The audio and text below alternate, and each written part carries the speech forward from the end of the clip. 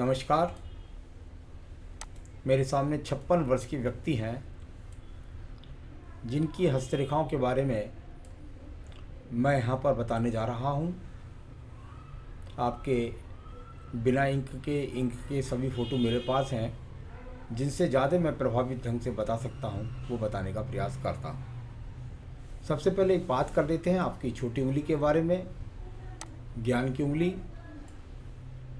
Plane हाथ लेना, और यहाँ यदि मैं इनको देखता हूँ तो ये अपने आप में पहुँच गई है यहाँ लगभग सूर्य की उंगली के प्रथम पर्व तक। यानी बुद्धि के हिसाब से सही, भाषा शैली के हिसाब से सही, व्यवहार के हिसाब से सही, कम उम्र में निर्णय लेकर अपने भोजन अर्जन की प्राथमिकताओं के हिसाब से सही अच्छी उंगली है। अच्छी याददाश्त रहेगी बुढ़ापे तक। प्रथम पर्व मानसिक पर्व है। पूरी तरीके से आज भी मन बुद्धि के साथ में आप मजबूत हैं। सेकंड पर्वत पर एक व्यवहार होना चाहिए व्यापार के अंतर्गत, और वो यहाँ पर बुरी रेखा नहीं। इसका मतलब व्यक्ति की लड़ने झगड़ने की किसी के साथ प्रवृत्ति नहीं है। तीसरे पर्व पर जो रेखाएं हैं उसमें भी माइनस रेखाओं का ज़्यादा प्रभाव नहीं है, बुरी रेखाओं का ज़्यादा प्रभाव नहीं है। यानी कुल मिलाकर के व्यक्ति अपने जीवन के अंतर्गत धन के नित्य आगमन पैदा करने में समर्थ है। यहाँ पर बात करता हूँ सूर्य की उंगली के प्रथम पर्व के बारे में। यहाँ प्रथम पर्व की उंगली और बहुत अच्छी है। किसी प्रकार से भी जो भी आपको अगर कोई अग्नि से संबंधित, बीपी से संबंधित, आँखों से संबंधित रोग है तो उसकी मेडिसिन एकदम करेक्ट लगी हुई है और उसके कारण आपका रोग आगे नहीं बढ़ेगा। यहाँ पर या व्यक्ति को रोग होता ही नहीं। सेकंड पर्वत पर राज्य सरकार से सम्मान प्राप्त करने के लिए, राज्य सरकार से लाभ प्राप्त करने के लिए किसी प्रकार से न दंडित हैं और न ही किसी प्रकार का बहुत ज़्यादा यश और सम्मान है। तीसरा पर्व होता है व्यक्ति अपने परिवार को यानी माता पिता की सेवा करने वाला व्यक्ति है, क्योंकि शनि और सूर्य की उंगली दोनों समान रूप से मिली हुई भी है। यहाँ पर बात करता हूँ आपके प्रथम पर्व के बारे में। शनि का प्रथम पर्व, यहाँ से स्थायी रोगों का पता लगता है। यानी आपके शरीर के अंदर अगर मैं अभी कहूँ तो कोई भी स्थायी रोग आपके जीवन में प्रवेश नहीं पा सका है। साथ ही साथ सेकंड पर्व की बात करता हूँ तो इसमें एक थोड़ी दूरी के साथ जब रेखा लगती है नीचे वाली, तो उससे कह देते हैं भाई ठीक है, व्यक्ति धन के लिए संघर्ष कर रहा है।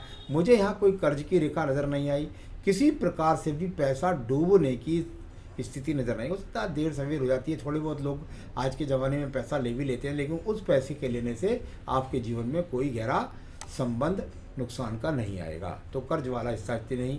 तीसरा, परिवार को संचालन के लिए सही प्रतिष्ठा के साथ में पालन पोषण, वो भी आपका उचित है। अब मैं बात करता हूँ आपकी बृहस्पति की उंगली के प्रथम पर्व के बारे में। ये प्रथम पर्व यहाँ पर यदि देखता हूँ तो कोई शुगर का, कोलेस्ट्रॉल का, पेट मोटापन होना या किडनी या लीवर के रोग, किसी भी रूप से कोई ज़्यादा खराब स्थिति यहाँ पर किसी भी चीज़ की नहीं है। ये अपने आप में सेकंड पर्वत पर एक काले तिल की स्थिति मुझे नज़र आई। सेकंड पर्वत के लिए मैंने हमेशा बोला है कि भाई इस पर राहु रेखाएं का अगर मध्य में या हाथ की उंगली के मध्य पर्व के बिल्कुल बीच में आता है तो उसका किसी भी प्रकार से ज़्यादा नुकसान का प्रभाव आपके जीवन में रहेगा। अब ये कारक है किस किस चीज़ का? सेकंड पर्व मुख्य रूप से कारक होता है पत्नी का। तो यहाँ पर बस थोड़ा सा हल्का सा तालमेल में कमी, परंतु धन का कारक भी है ये उंगली। यानी कि ईश्वर की कृपा प्राप्त न होना, बहुत मेहनत के बाद भी धन के लिए संघर्ष बना रहना, यही तीसरा पर्व यहाँ पर संतान सुख का पूरा सहयोग करता है। आइए बात करते हैं आपके बुध पर्व के बारे में। भाई बुध के पर्व पर यहाँ पर अगर जब आपके इंक वाले हाथ में पहुँचे तो यहाँ पर ये रेखा निकल कर के आई। यानी इन रेखाओं ने बताया कि ये भाषा शैली की तीव्रता के लिए, ये डॉक्टर्स रेखाएं बोलते हैं। हम इसको डॉक्टर्स रेखा इसलिए बोलते हैं कि व्यक्ति डॉक्टर हो या पीएचडी हो ये जरूरी नहीं है। सवाल ये है कि अपने काम में डॉक्टर है तो अपने काम में डॉक्टर प्लस आपके पास नित्य धन के आगमन को दिखलाने वाली ये रेखा यहाँ पर है। सूर्य का पर्व है, यश मान सम्मान के लिए जाना जाता है, उस पर रेखाएं काफ़ी कुछ लगी हुई है। यानी कुल मिलाकर व्यक्ति प्रयास करता है और ऐसी बात नहीं है, दूर दूर तक उसकी पहचान भी है, दूर दूर तक लोग उसको जानते भी हैं। बस ये है कि क्योंकि छोटे से एक्स और साथ में स्क्रैचेज रेखा लगी हैं तो वो ख्याति नहीं मिली जिसका व्यक्ति अधिकारी था। यहाँ पर बात करते हैं आपके शनि पद के बारे में। यहाँ से देख लिया, प्लेन हाथ में भी देख लेता हूँ थोड़ा सा।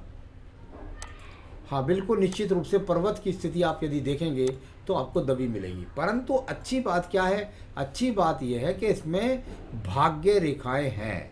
यानी पर्वत यदि दबा हुआ है तो कोई बात नहीं है, यानी धन आया और धन खर्च हो गया, ये तो हुई है वाली स्थिति। यानी पर्वत धन आ रहा है, रुक नहीं रहा, जुड़ नहीं रहा, तो वो स्थिति यहाँ पर है। पर भगवान की कृपा से भाग्य आपका साथ नहीं छोड़ रहा और निरंतर रूप से आपके पास धन आ रहा है। उसकी वृद्धि कैसे हो, उसके लिए कुछ उपाय बताऊंगा और कर लीजिए, ठीक वृद्धि हो जाएगी, पैसा जुड़ने भी लगेगा। आइए बात करता हूँ बृहस्पति के पर्व के बारे में। बृहस्पति का पर्व सामान्य रूप से अच्छा है, किसी प्रकार के कोई दूषित चिन्ह यहाँ पर नहीं है। यानी कुल मिलाकर यदि बहुत लग्जरियस भवन नहीं है तो कुल मिलाकर सामान्य रूप का भवन भी है, सामान्य पत्नी का सहयोग भी है और साथ ही साथ बच्चों का सहयोग भी है, भगवान की कृपा भी है। तो ये चारों चीज़ दिखाई देती हैं। यहाँ अंगूठे के प्रथम पर्व पर जब माइनस रेखाएं लग जाएं, राहु रेखाएं लग जाएं, तो बस ये है कि भाई धन के लिए आकर्षण है और वो धन का आकर्षण पूरा नहीं हो पा रहा। छोटा सा काला तिल हो जाए तो संघर्ष हो जाता है जीवन के अंदर धन प्राप्ति का। ये अपने आप में सेकंड पर्व तक शक्ति का पर्व होता है। इस पर काला तिल होना जब कभी व्यक्ति को ज़्यादा कोई सता देता है तो फिर वो भाषा शैली पर नियंत्रण भी नहीं रख पाता। बस अपनी भाषा शैली पर नियंत्रण रखिए, बाकी शुक्र के साधनों में ये लग्जरियसता को लाने के लिए आपको जो उपाय है वो करना ही पड़ेगा। चलिए हम बात करते हैं आपकी हृदय रेखा के बारे में। हृदय रेखा पर कोई बहुत ज़्यादा बल नहीं है, कुल मिलाकर कोई बहुत बड़े रोग के संकेत नहीं है इस रेखा के अंदर। शुरू में काफ़ी रेखाएं लगी, थोड़ा में हो सकता है वैवाहिक जीवन में शुरुआत में थोड़ा पत्नी के साथ तालमेल में कमी कर रही हो, लेकिन उसके बाद पत्नी का सहयोग भी, संतान का सुख सहयोग भी, किसी भी प्रकार के बड़े रोग की संभावना भी नहीं। मैं बात करता हूँ इसके बाद आपके निम्न मंगल पर्व के बारे में। निम्न मंगल पर्व कर्म रूपी पर्व और पूरी तरीके से यहाँ पर उठा हुआ है। उठा हुआ पर्वत ही काफ़ी है व्यक्ति की मेहनत के लिए, उसमें ये रेखाएं हो जाए तो और ज़्यादा। यानी व्यक्ति कुल मिलाकर मेहनती है और कर्म करने में अपनी प्राथमिकता को ज़्यादा ध्यान देता है। अब बात करते हैं हम यहाँ पर आपके रेखा के बारे में। तो ये मंगल से निकल करके बुध को पर्वत रेखा जाए, यानी मेहनत से व्यक्ति धन कमा लेता है। हमारे विज्ञान के अंदर ये स्पष्ट रूप से कहा गया है कि जब जब आपकी बुद्धि रेखा चंद्र पर्वत से संबंध बनाए तो इसके 2-3 संबंध बात होती है। नंबर 1 बात, व्यक्ति अपनी भाषा शैली के कारण, अपने कार्यों के कारण दूर दूर प्रांत तक उसकी पहचान होती है। कभी कभी ऐसे व्यक्ति विदेश तक में अपना नाम पहचान बना लेते हैं। लेकिन दूसरी पहचान होती है जब सेकंड पर्वत पर बुद्ध की चंद्र पर्वत सेकंड पर्वत के आसपास हो, व्यक्ति गाने गुनगुनाने का शौकीन के साथ एक चित्रकार के हाथ में ये रेखा अवश्य होनी चाहिए। क्योंकि अगर ये रेखा बुद्धि रेखा चित्रकार यानी चंद्र यानी कला तक नहीं पहुँचेगी तो व्यक्ति कलाकार नहीं होता। तो दिमाग के अंदर कला, लगातार चंद्र से संबंध, कला तो कलाकारी ये आपके हाथ के अंदर है। जो आप कह रहे हैं वो सही बात है। द्वितीय पर्वत की यदि बात करता हूँ, यहाँ से थोड़ा सम्मान भी है, लेकिन किसी प्रकार के कोई मुकदमे झगड़े झंझट नहीं है। मैं बात कर लेता हूँ इसके बाद आपके चंद्र पर्वत के बारे में। चंद्र पर्वत जहाँ आपकी बुद्धि रेखा पहुँची तो नीचे वाला चंद्र पर्वत पूरी तरह से उठा हुआ। मन को शांत रखना, माता का सहयोग मिलना, पानी से डरना नहीं, पानी का पीने का ज़्यादा शौकीन होना, और यहाँ पर यदि मैं देखता हूँ तो किसी भी प्रकार के बुरे आचार का ना होना, तो ये बहुत अच्छा संकेत यहाँ पर मिलता है। आइए यहाँ पर बात करेंगे बुध रेखाओं की। शुक्र पर्व यानी कि शुक्र जैसे कामों से निकल कर रेखा कहाँ दिखती है चंद्र पर्वत को, बीच में ये अड़चने आती हैं, एक्स पर केतु पर उन्नति नहीं होने देती, और उसके बाद ये रेखा लगातार जा रही है ऊपर को। यानी कुल मिलाकर ये व्यवसाय में बार बार परिवर्तन का संकेत नहीं है, तो ये व्यवसाय के लिए अच्छा संकेत है। अड़चने जरूर हैं, बीच में एक्स लग गया, अगर वो नहीं होता तो ये बहुत अच्छी प्रसिद्धि के साथ धन के आगमन भी बनाता। मैं बात करता हूँ आपकी भाग्य रेखा के बारे में। भाग्य रेखा, और यदि आप इसको देखेंगे तो ये यहाँ से जलती है, फिर इसके बाद सीधी ये चलती है, लगभग 35 से 37 के बीच में कुछ डाउन रहा होगा, और उसके बाद ये फिर दोबारा से एक ही क्षेत्र में चलती हुई सीधी ऊपर तक पहुंच जाती है, यानी कि आपके जीवन के 74 वर्ष तक तो ये रेखा पहुंच रही है। तो ये अच्छी खासी रेखाएं आपके पास भाग्य रेखाएं हैं। इनको और उज्जवल करना है, कैसे करना है ये मैं आपको बताने वाला हूँ। यहाँ पर बात करते हैं हम आपके शुक्र पर्व संसाधनों के पर्व के बारे में।